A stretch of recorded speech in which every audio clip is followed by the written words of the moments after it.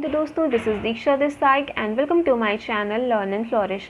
तो हमने अपना चैप्टर 8 अशोका के बारे में पढ़ा और आज हम उनके कुछ क्वेश्चंस प्रैक्टिस करेंगे so that we can evaluate कि हमने कितना अच्छे से पढ़ा है। ओके, क्वेश्चंस उसी तरह फॉर्म करने की कोशिश की है कि हाँ जिस तरह पेपर सीकेट वगैरह में आ रहे हैं। And if you are preparing for any other exam you can watch the video because है तो आखिर सारा NCERT से ही। ओके, चलिए शुरू करते हैं। हमारा पहला क्वेश्चन है when members of the same family become rulers one after another the family is often called. मान लिया कि ये ए है, ठीक है, ए एक पर्सन है, वो इस जगह का रूलर है, इस जगह पे राज करता है। फिर ए का बेटा हुआ बी ने भी इस जगह पे रूल किया। फिर बी का बेटा हुआ सी, फिर सी भी रूल कर रहा है। फिर सी का बेटा हुआ डी भी यहाँ पे रूल कर रहा है। यानी कि बेसिकली हायरार्की चलती आ रही है, एक के बाद एक ही फैमिली के सारे मेंबर्स वहाँ पे रूल कर रहे हैं। तो इसको क्या बोला जाता है, इस चीज़ को क्या बोलते हैं? Is it called empire, kingdom, dynasty या फिर कंट्री? क्या बोलते हैं इसको? डायनेस्टी बोलते हैं। Option number C is the right answer. क्या बोलते हैं? डायनेस्टी बोलते हैं। ठीक है ना, क्लियर, हमने पढ़ा था ये बात। फिर चलिए क्वेश्चन नंबर 2 पे चलते हैं कि Chanakya's ideas were written down in a book called. Chanakya के आइडियाज़ को जो है कि एक बुक में लिखा गया, उसको क्या बोलते हैं? एक्चुअली हमने इस चैप्टर में 2 बुक पढ़ी थी, स्पेशली अर्थशास्त्र एंड इंडिका। यही दोनों मैंने ऑप्शन में दिया है। तो अब बताइए जो चाणक्य की टीचिंग्स हैं वो किस बुक में है, अर्थशास्त्र में कि इंडिका में है? इंगिका किसकी है? मेगास्थनीज की है। जब मेगास्थनीज अशोका के दरबार में आता है तो जो भी चीज़ें वो देखता है, नोटिस करता है, उन्होंने वो चीज़ें इंगिका में लिखी हैं। अर्थशास्त्र है चाणक्य की टीचिंग। ओके, चलो नेक्स्ट पे चलते हैं। क्वेश्चन नंबर 3 है कैश was gateway to the north west. कौन सा शहर था जो नॉर्थ वेस्ट का गेटवे हुआ करता था?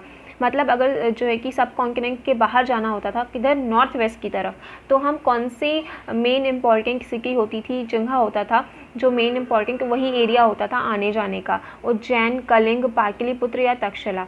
तो अब जो शहर नॉर्थ वेस्ट की तरफ होगा वही होगा, ऑब्वियस सी बात है। तो कलिंग किधर था? कलिंग हमने पढ़ा था उड़ीसा की तरफ है, उसके कोस्टल एरिया की तरफ। उज्जैन कहाँ है? उज्जैन सबको पता है, बीच में, सेंट्रल इंडिया में है।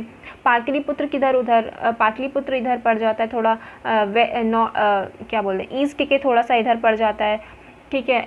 और तक्षशिला कहाँ है? तक्षशिला है नॉर्थ वेस्ट में। तो Takshashila was the gateway to the north west.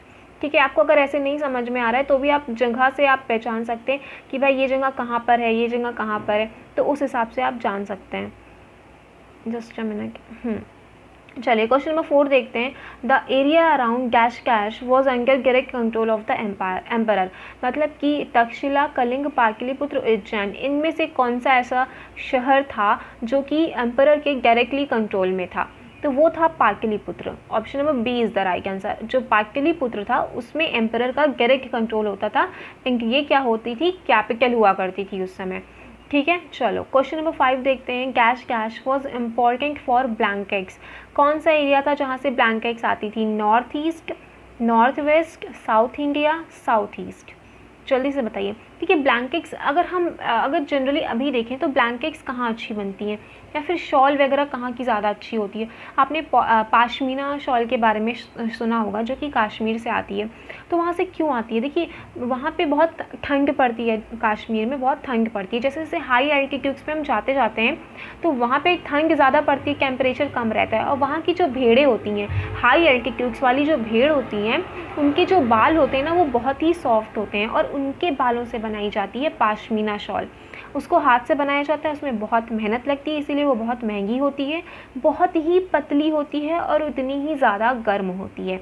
ठीक है, तो इस चीज़ को हम रिलेट कर सकते हैं कि भाई नॉर्थ ईस्ट में उतनी ठंड नहीं पड़ रही है, नॉर्थ वेस्ट चलो आप साउथ इंडिया देख रहे हैं, साउथ इंडिया में इतनी ठंड नहीं पड़ रही है बल्कि गर्मी ज़्यादा पड़ती है। साउथ ईस्ट की हम बात करें, वहाँ पे भी इतनी ठंड नहीं पड़ रही है। तो ठंड कहाँ ज़्यादा पड़ रही है? नॉर्थ की तरफ पड़ रही है ना, एंड स्पेशली नॉर्थ वेस्ट वाला हम देखेंगे, ठीक है ना। तो बेसिकली जम्मू कश्मीर हमारा किधर है? इधर ऊपर वाला एरिया है, ठीक है, और इधर वेस्ट हुआ, इधर ईस्ट हुआ। ठीक है, तो हमको ये पता है भैया पाशमीना शॉल कहाँ से आती है, यहाँ से, क्योंकि जैसे जैसे हाई एल्टीट्यूड से जाएंगे भेड़ें मिलती हैं और उनके ऊन बहुत ही सॉफ्ट होते हैं और उससे पाशमीना शॉल बनती है। उसी को हम ब्लैंकेट से जोड़ लेंगे कि ब्लैंकेट्स भी भैया नॉर्थ में अच्छी मिलती हैं, क्योंकि वहाँ पे ऐसी ऐसी कंडीशन है। हर चीज़ को याद करने का, मेमोराइज़ करने का एक तरीका होता है। अगर हम इधर उधर से चीज़ें थोड़ा रिलेट करें तो हमारे दिमाग में रह जाती है। तो नॉर्थ तो रह ही जाएगा, इसके साथ हमको लगा देना है वेस्ट। तो नॉर्थ वेस्ट किसे मिलती थी हमें, क्या, ब्लैंकेट्स। नॉर्थ वेस्ट जो है कि ब्लैंकेट्स के लिए इंपॉर्टेंट हुआ करता था।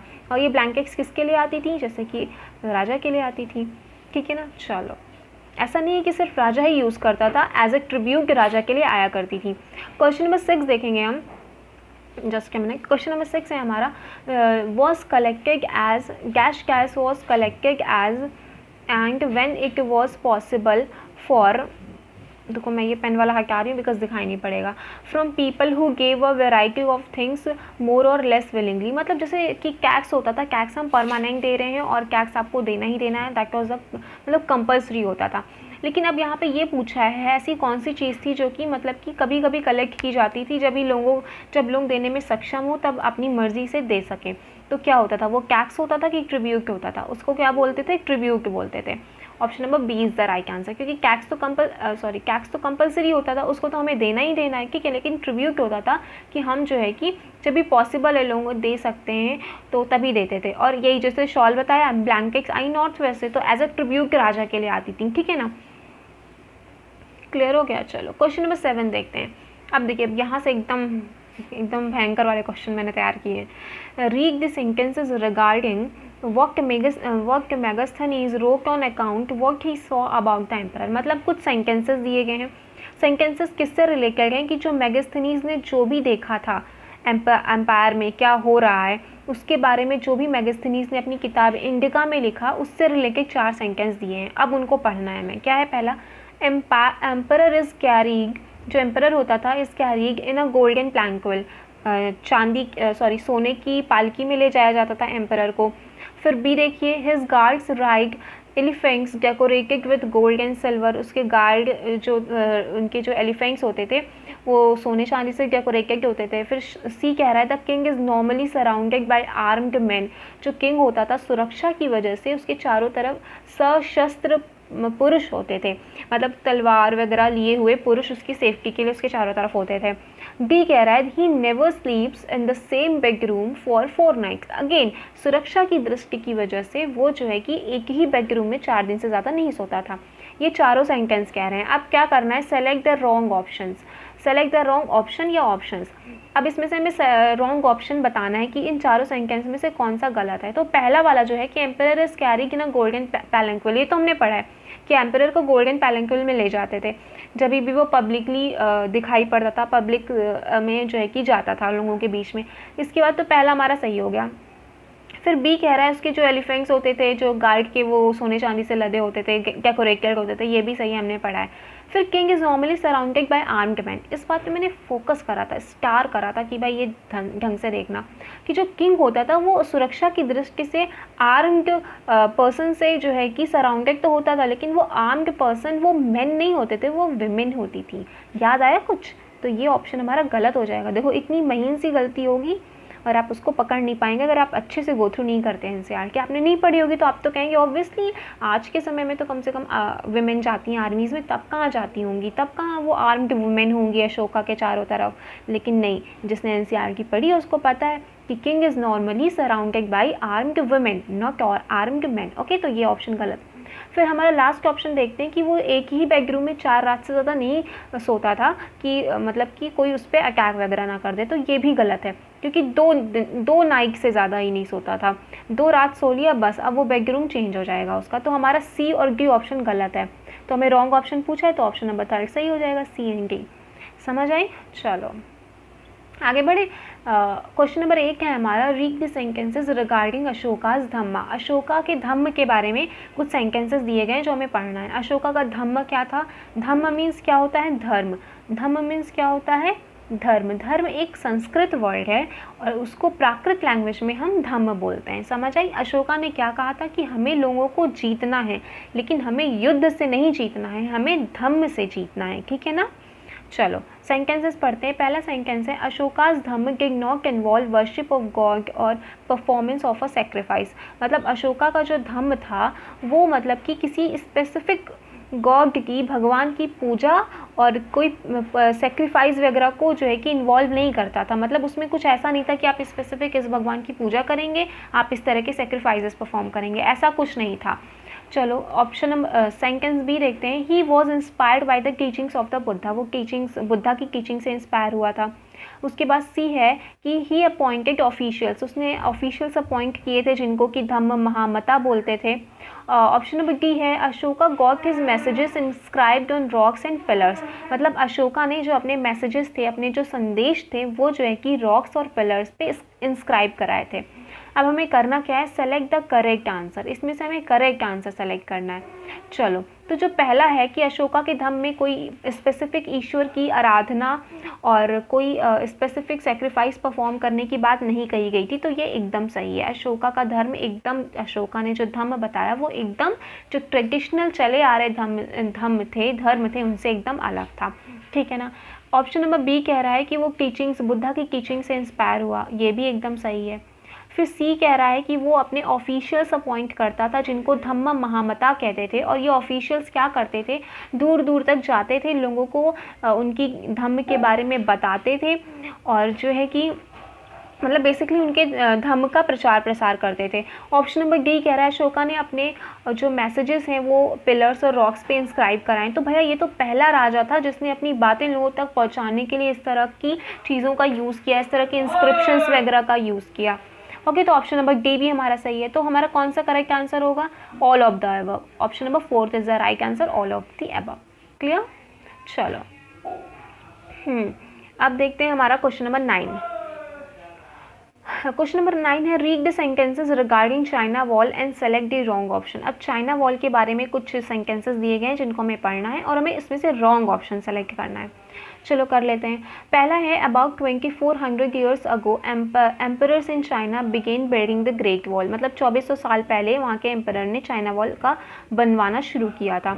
इसका बनवाने का, इस चाइना वॉल को बनवाने का क्या मतलब था कि उनके नर्दर्न फ्रंटियर को जो है कि पैस्टोरल पीपल से सुरक्षा प्रदान करना, कि वो कहीं उनका कोई इन्वेजन ना हो जाए, कोई आक्रमण वगैरह ना हो जाए। फिर है C wall is about 6500 kilometre long. D sentence है there are watch towers all along all distance at distance of about 100 to 100 metre. जैसे कि ये चाइना वॉल है, चाइना वॉल बेसिकली क्या, इधर रोड है, ऐसी चाइना वॉल है ना, और पूरी मान लो कि ऐसी वॉल है, फिर इधर रोड है, फिर बीच बीच में उनके ऐसे ऐसे टावर्स हैं, तो ऐसा था ना। तो अब बताना है आपको इसमें से कि कौन सा ऑप्शन सेलेक्ट करना है, गलत। Select the wrong option. तो जो पहला कह रहा है कि 2400 साल पहले उनके एम्परर्स ने बनवाना शुरू किया था, तो ये बात एकदम सही है। लगभग 2500 साल पहले चाइना वॉल बननी शुरू हुई, और चाइना वॉल बनवाने का मतलब यही था कि उनके नदर्न फ्रंटियर को पैस्टोरल इन्वेजन से सुरक्षा देना था। ठीक है, कि ये पैस्टोरल पीपल उन पर आक्रमण ना कर दें, ये भी सही है। ये वॉल 6500 किलोमीटर लॉन्ग है, ये बात गलत है। चाइना वॉल की लंबाई कितनी है, तो आप जो है कि कमेंट करें और मुझे बताएं। ठीक है ना, ये आपका होमवर्क है। इसके बाद ऑप्शन नंबर डी है कि उनमें वॉच टावर्स होते थे, वो मैंने बताया ही 100 से 200 मीटर की दूरी पर होते थे। ठीक है, वहाँ पे एक जो है कि वॉच टावर मतलब क्या, एक बड़ा सा मतलब बना दिया जाता था टावर जैसा, उसके ऊपर एक आदमी बैठा होता था जो कि निगरानी रखता था। ठीक है, तो ये सुरक्षा की दृष्टि से किया गया था ये काम।